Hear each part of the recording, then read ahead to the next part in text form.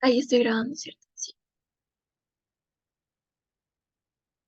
Bueno, entonces vamos a tener la tutoría de farmacología del sistema nervioso autónomo. Como tabla de contenidos, vamos a hablar primero como tal del sistema nervioso autónomo, después vamos a hablar del sistema colinérgico y por último del sistema adrenérgico. Empezando con el sistema nervioso autónomo, vamos a ver que el sistema nervioso en general se nos va a dividir en dos grupos grandes, el sistema nervioso central y el sistema nervioso periférico. Cuando hablamos del sistema nervioso central, estamos hablando de encéfalo y de la médula espinal, y cuando hablamos del sistema nervioso periférico, lo podemos dividir en dos componentes, en el somático y en el autónomo. El somático va a tener un componente sensorial, uno motriz, y hoy nos vamos a centrar en lo que es el autónomo, que lo que va a hacer es que va a involucrar y va como a coordinar todas esas funciones involuntarias del sistema nervioso, como lo sería la presión arterial, el ritmo cardíaco, la respiración, la temperatura, la secreción glandular, la digestión y la reproducción. Y este se divide en dos importantes, en el parasimpático y en el simpático. Cuando hablamos del sistema nervioso autónomo, vamos a hablar de que las señales se van a transmitir por medio de reflejos viscerales. ¿Esto cómo funciona? El órgano diana o el órgano visceral va a estar generando unas señales sensitivas y estas señales sensitivas llegan al sistema nervioso central, ya sean los ganglios autónomos, el hipotálamo, que sería ya a nivel del sistema nervioso central, y el tronco encefálico. Y nos van a como causar una respuesta reflejas que van a llegar al mismo órgano. Y depende, estas respuestas reflejas dependen de cuál de los dos me está estimulando, si el parasimpático o el simpático. El simpático también lo van a conocer como cráneo sacro, y el parasimpático como cráneo sacro y el simpático como toracolumbar. Y aquí hay algo importante, y es que los nervios autónomos van a ser diferentes a los nervios somáticos. Entonces vemos que este sería un sistema somático en donde tengo mi médula espinal, sale mi neurona, mi nervio, por acá viaja todo esto, y llega a donde quiero que llegue, que en este caso me pintan es un músculo. En cambio, en el sistema nervioso autónomo vamos a tener que sale del sistema nervioso central, de la médula espinal, y tiene una fibra preganglionar. El ganglio va a ser ese lugar de relevo, en donde mi fibra preganglionar se une con la postganglionar, y la postganglionar es la que realmente tiene comunicación con mi órgano diana. Y dentro del sistema nervioso autónomo, dentro del parasimpático y el simpático, esto va a variar. Y vamos a ver que en el parasimpático tenemos una fibra preganglionar muy larga, y una postganglionar que es muy chiquita, realmente está muy pegadita al órgano diana. En cambio, en el simpático tenemos una preganglionar que es mucho más corta y una postganglionar que es muchísimo más larga. Y lo que les quería mostrar acá es que tenemos nuestro ganglio, nuestro sistema nervioso autónomo parasimpático y simpático. ¿Que cómo se conoce el parasimpático? Cráneo sacro. ¿Por qué? Porque aquí miren todo esto sería más a nivel cervical, y a nivel sacro vamos a tener también estimulación parasimpática. Y toracolumbar, el simpático, porque miren su localización anatómica. Y lo que les quería mostrar con esta imagen también es que en el parasimpático nos dibujan esta preganglionar, que está larga, y una postganglionar corta. En cambio, en el simpático tenemos una preganglionar corta y una postganglionar larga. Entonces, en cuanto al sistema nervioso simpático, vamos a ver que este va a estar inervando a muchos órganos del cuerpo, y lo hace por medio de diferentes nervios. Y vamos a ver que está inervando los ojos, el corazón, las glándulas salivares, las lacrimales, los vasos sanguíneos que se encuentran en el cuello, la tiroides, también el pulmón. También vamos a ver que tenemos inervación de los riñones, de la glándula suprarrenal, muy importante, del sistema entérico, y vemos que también tenemos inervación de la vejiga y de todos los genitales y los órganos reproductivos. Y este esquemita es como para que se acuerden de cuál es más larga y cuál es más corta. Entonces, acuérdense que en el simpático vamos a tener una neurona preganglionar más corta y una postganglionar mucho más larga. Y en el parasimpático, como vemos acá, vemos que está principalmente a nivel craneal y a nivel sacro. Entonces, vemos que nos va a estar inervando los ojos, las glándulas lacrimales, las glándulas salivales, como lo sería la submandibular, la sublingual, la parótida, y el nervio vago es súper importante en todo esto que se conoce pues como sistema nervioso parasimpático. ¿Por qué? Porque tiene aproximadamente el 75% de todas las fibras nerviosas parasimpáticas. Que el nervio vago me está estimulando el corazón, el pulmón, el esófago, el estómago, también me va a estar estimulando el intestino, todo esto. Y por medio de los niveles más bajos, vamos a tener también inervación a nivel de los órganos reproductivos. Y pasamos a hablar un poco de los neurotransmisores. Entonces tendríamos acetilcolina y noradrenalina. Cuando hablamos de acetilcolina, estamos hablando de fibras colinérgicas. Y cuando estamos hablando de noradrenalina, son fibras adrenérgicas. Aquí un poquito de generalidades de cada una. Vemos que en la acetilcolina, las neuronas preganglionares em, son colinérgicas tanto en el sistema nervioso simpático como parasimpático. Solo vemos acá. Miren que todas estas que son preganglionares, todas se mueven por acetilcolina, acetilcolina, acetilcolina. Solo vamos a hablar un poquitico más adelante, pero miren que acá está usando receptores nicotínicos, que son los canales de iones. La mayoría de las neuronas postganglionares que sean parasimpáticas también van a estar por medio de la acetilcolina. Y miren acá cómo se ve esto. Acetilcolina, acetilcolina, estos receptores que serían muscarínicos. Y las neuronas postganglionares simpáticas dirigidas a las glándulas sudoríparas. Es decir, que tenemos aquí a nivel de las glándulas sudoríparas una estimulación que realmente viene del sistema nervioso simpático, pero que su transmisión es por medio de fibras colinérgicas. Esto solo en la sudoración. Y en las fibras adrenérgicas tenemos que la mayoría de las neuronas que sean simpáticas y las neuronas postganglionares simpáticas van a estar por medio de la norepinefrina. Aquí también tenemos epinefrina. Entonces vamos a empezar hablando del sistema colinérgico.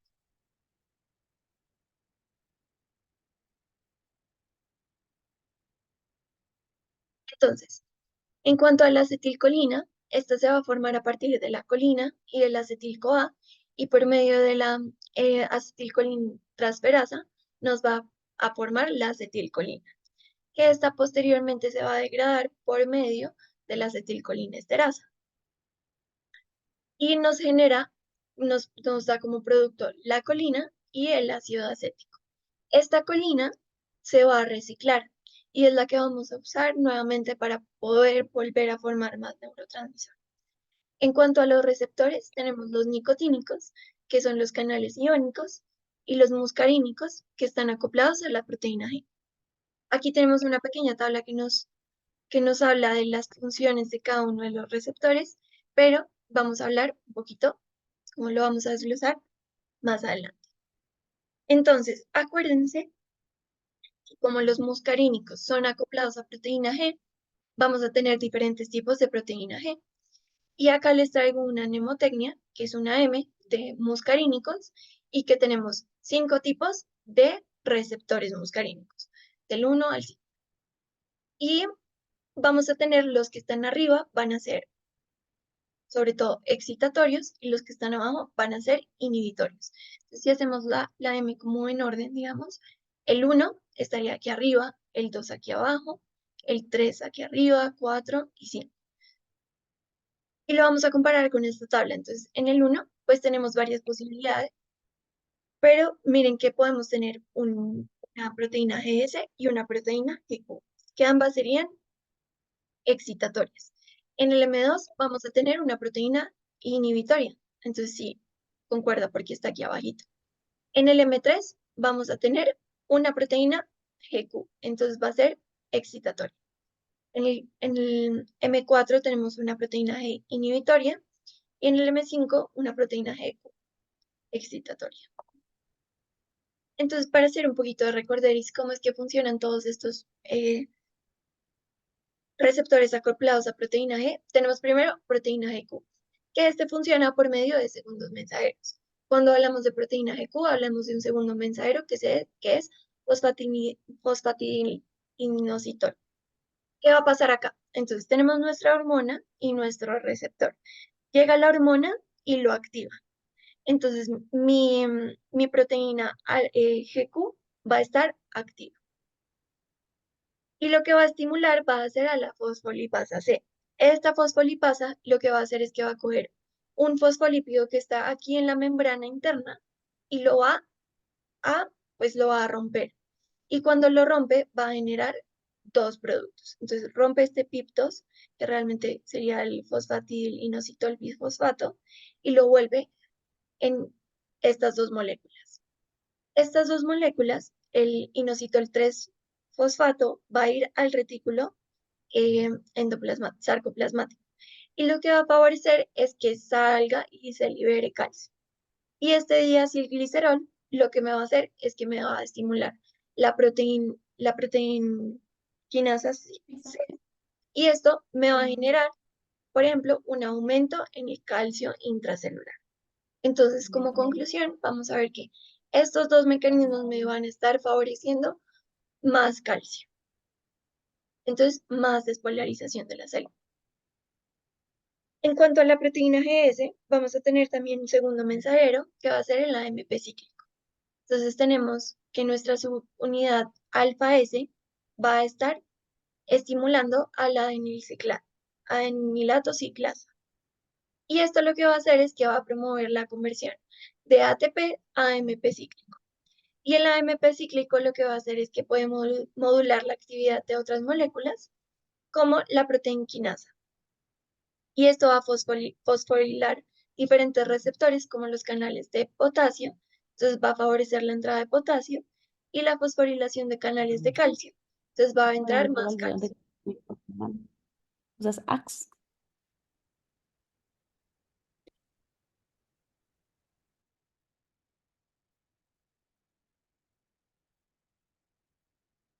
Bueno, creo que ya sí. Listo. Entonces, más despolarización. Por eso es excitatorio. En cuanto a la proteína G inhibitoria, vamos a ver que la subunidad alfa 1 va a cumplir toda la función opuesta de lo que es la subunidad S. Entonces me va a disminuir las concentraciones de AMP cíclico y me va a abrir o mantener abiertos los canales de potasio, que me van a favorecer la hiperpolarización de la célula. Entonces, cuando hablamos de los efectos del sistema colinérgico a nivel, pues, como sistémico, vamos a ver que tenemos diferentes receptores en diferentes órganos. Entonces, en cuanto, bueno, aquí les dejé en verdecito son todos los que son excitatorios y en rojo son los que son inhibitorios. Entonces, en los ojos vamos a ver que vamos a tener inervación tanto del esfínter como del músculo ciliar, que lo que nos va a generar va a ser una miosis por medio de una actividad excitatoria M3. En el sistema nervioso central tenemos M4 y M5. M5 es estimulante, M4 es depresor. Si vemos un paciente con alteración del estado de conciencia, podemos decir que hay una predominancia del M4.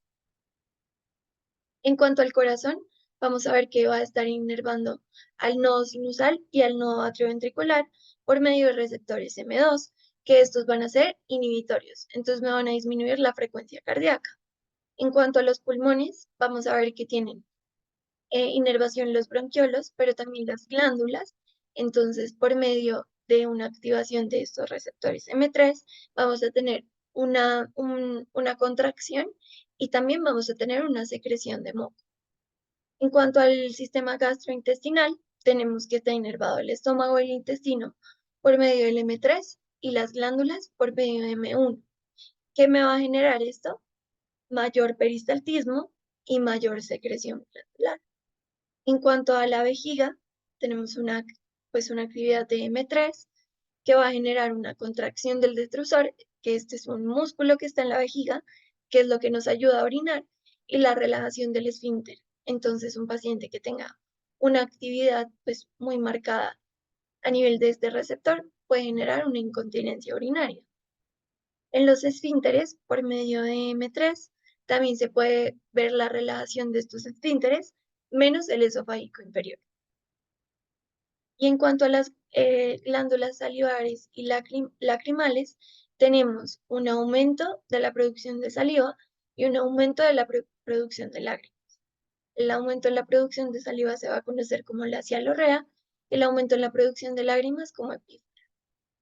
Y los vasos sanguíneos van a tener, por medio de efectos indirectos, una dilatación y este se va a dar por óxido nítrico. ¿Alguna pregunta hasta acá?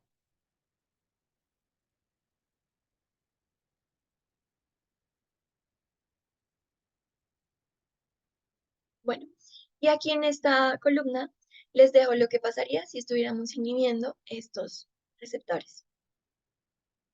En cuanto a la farmacología del sistema colinérgico, vamos a ver que tenemos agonistas y antagonistas. Cuando hablamos de los agonistas, tenemos agonistas directos e indirectos. En los directos estamos hablando de los agonistas de los receptores muscarínicos directos o de los receptores nicotínicos. En los muscarínicos tenemos una división o ésteres de colina o alcaloides. En ésteres de colina tenemos la acetilcolina, los ésteres sintéticos, como sería la metocolina, el carbacol, el betanecol.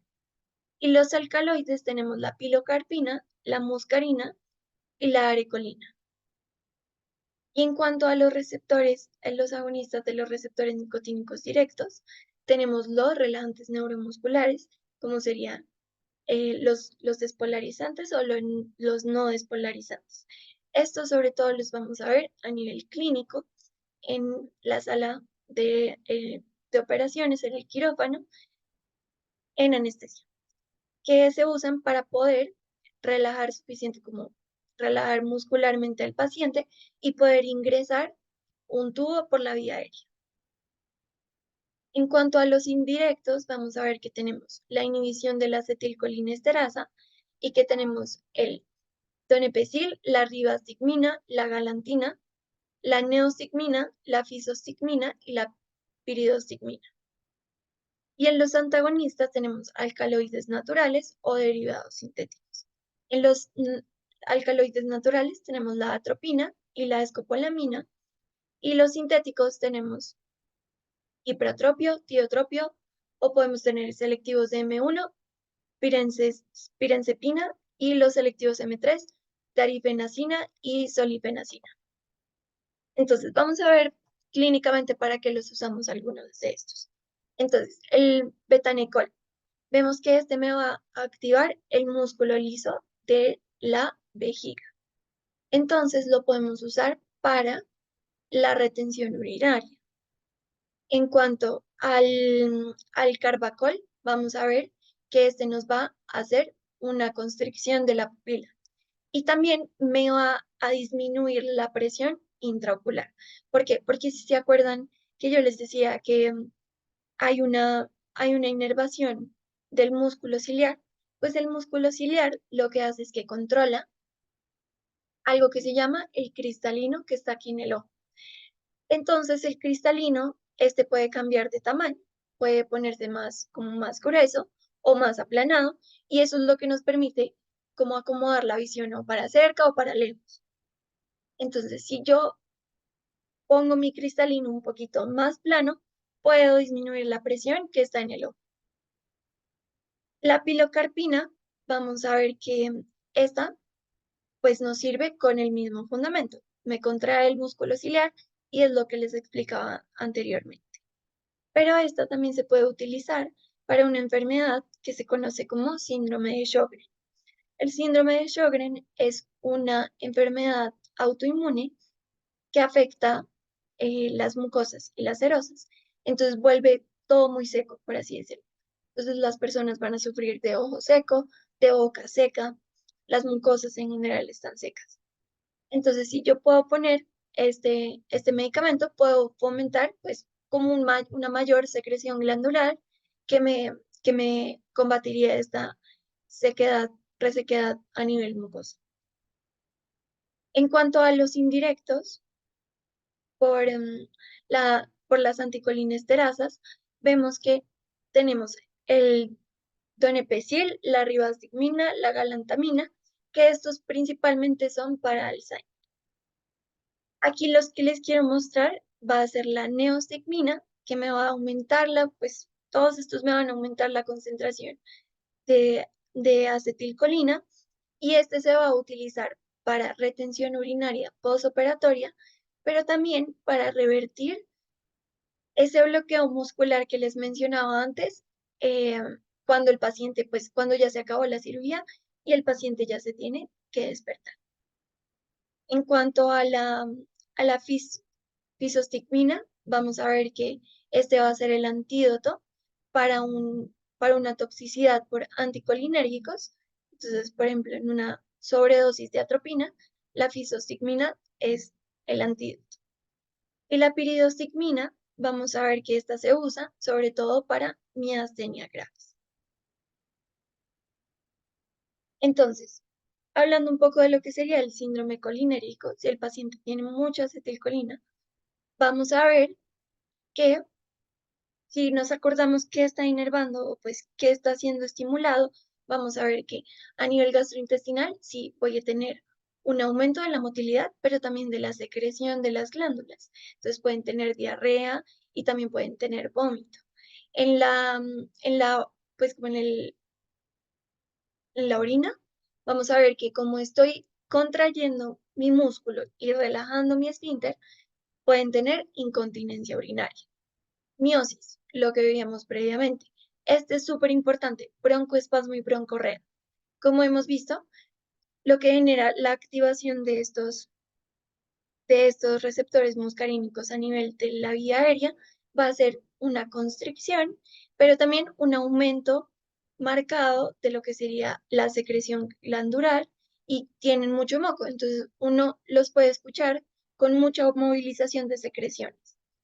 Van a generar bradicardia, lacrimación, pues sí, van a estar generando muchas más lágrimas, van a estar diaforéticos por lo que veíamos, porque las fibras que son, aunque sean del sistema nervioso simpático, las fibras hacia las glándulas sudoríparas van a ser colinérgicas, entonces van a estar estimulando pues una mayor producción de sudor y mayor salivación. Y ahora para hablar de los antagonistas de la acetilcolina, tenemos, pues principalmente les quiero mencionar dos, la atropina y estos de por acá. Entonces la atropina acá nos dice que se usa para el ojo y pues que me puede producir midriasis. Pero realmente uno, sobre todo cuando el uso clínico de la atropina va a ser a nivel cardiovascular, cuando el paciente viene con unas frecuencias cardíacas muy bajitas. Entonces, este se le puede poner atropina, en muchos se les debe poner atropina y lo que va a comenzar a hacer es que va a comenzar a aumentar su frecuencia cardíaca. Y con el hiperatropio y el tiotropio, este va a tener una acción sobre todo a nivel respiratorio, que en pacientes con asma y con EPOC van a ser fundamentales en el manejo, porque me van a disminuir también toda esa producción de moco. Entonces, ¿qué veríamos en un síndrome anticolinérgico?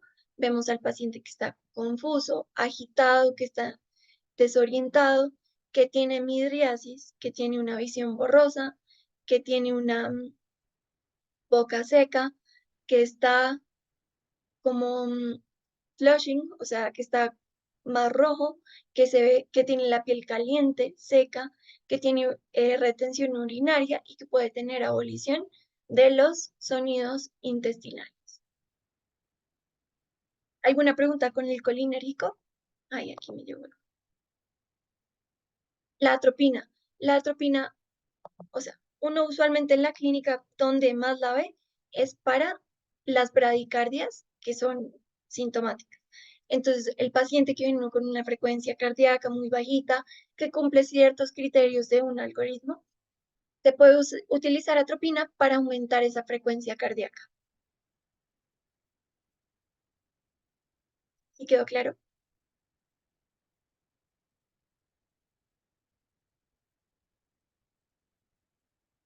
Sí, todo claro.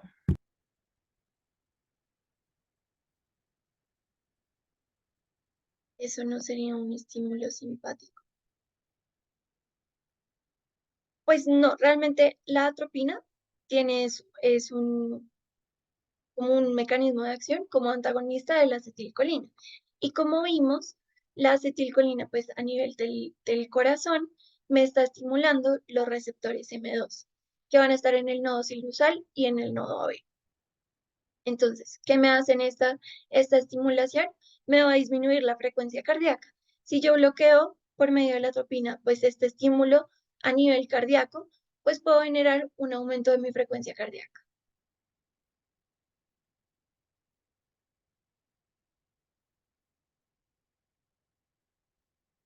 ¿Sí te quedó más claro?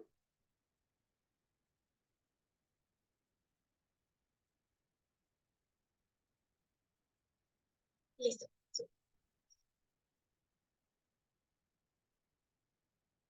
Listo. Ahora vamos a pasar al sistema adrenérgico. Entonces, cuando hablamos de la noradrenalina, vamos a ver que esta se forma a partir de la tirosina, después pasa a la dopa, después se vuelve dopamina y llegamos a la norepinefrina. El paso de la norepinefrina a la epinefrina, vamos a ver que la mayoría va a ser a nivel de la glándula suprarrenal. ¿Y qué pasa con esto? Entonces, se secreta la noradrenalina desde mi neurona preganglionar. La neurona postganglionar va a recibir la información y va a transmitir la información al órgano diana por medio de o receptores alfa o receptores beta.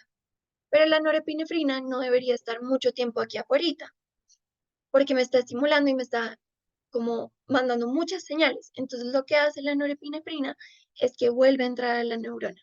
Vuelve a entrar acá o vuelve a entrar aquí. ¿Listo? Y ahí adentro es donde se va a metabolizar. Entonces, tenemos dos enzimas importantes, la MAO y la COMT. Realmente en el momento saber como que existen, porque esto es como lo que son unos blancos terapéuticos que podemos utilizar en cuanto a la farmacología del sistema adrenérgico. Listo. Entonces, como decíamos, tenemos receptores, tanto alfa como beta. Entonces, los receptores alfa 1 también son acoplados, pues todos estos son acoplados a proteína G. Y los alfa 1 van a ser acoplados a proteína GQ. Entonces, acuérdense, su segundo mensajero, fosfatilinositol.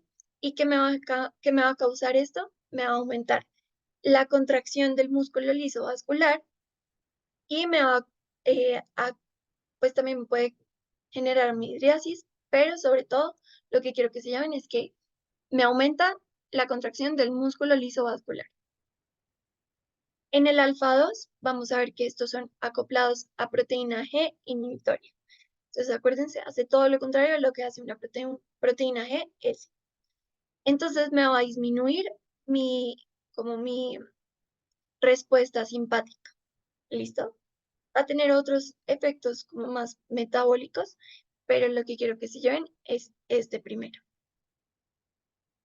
Y en cuanto a los receptores beta, vamos a ver que estos van a estar acoplados a una proteína GS, ambos, tanto beta 1 como beta 2. Entonces, su segundo mensajero va a ser el AMP cíclico. En cuanto al beta 1, vamos a ver que este tiene acción sobre los miocardiocitos. Esto me va a aumentar la frecuencia cardíaca y también me aumenta la contractilidad cardíaca. También puede aumentar la liberación de renina y los beta 2, muy importante que se lleven broncodilatación. Bueno, entonces, en cuanto a la farmacología del sistema adrenérgico, tenemos agonistas y antagonistas. En cuanto a los agonistas, pueden ser directos, mixtos o indirectos. Los directos van a estar activando receptores adrenérgicos, pueden ser selectivos, no selectivos. Los mixtos me van a estar activando los receptores, pero también me están aumentando la disponibilidad de la norepinefrina. Los indirectos me aumentan la disponibilidad de la norepinefrina. ¿Cómo puedo aumentar esta disponibilidad? Primero, inhibiendo la recaptación. Entonces, lo que decíamos, la norepinefrina no se puede quedar tanto tiempo ahí, sino que se vuelve y se guarda dentro de las neuronas. Si se queda mucho tiempo ahí, pues voy a estar aumentando su actividad. Y los inhibidores de las enzimas que me lo degradan. Y en cuanto a los antagonistas, también pueden ser alfa o beta. Alfa podemos tener clonidina, beta podemos tener propranolol, o pues todos los beta bloqueadores. Y aquí tenemos el labetalol, que tiene tanto funciones como alfa como beta. Estos sobre todo se usan para el manejo de la hipertensión arterial. Y aquí tenemos esta tablita que nos muestra muy bonito como la afinidad y dónde actúa sobre todo cada uno de estos. Entonces vamos a ver primero la epinefrina. La epinefrina va a tener un efecto sobre todo, principalmente a nivel beta. Va a tener beta 1 y va a tener beta 2. Por eso también me sirve en anafilaxia y en asma, porque me hace broncodilatación.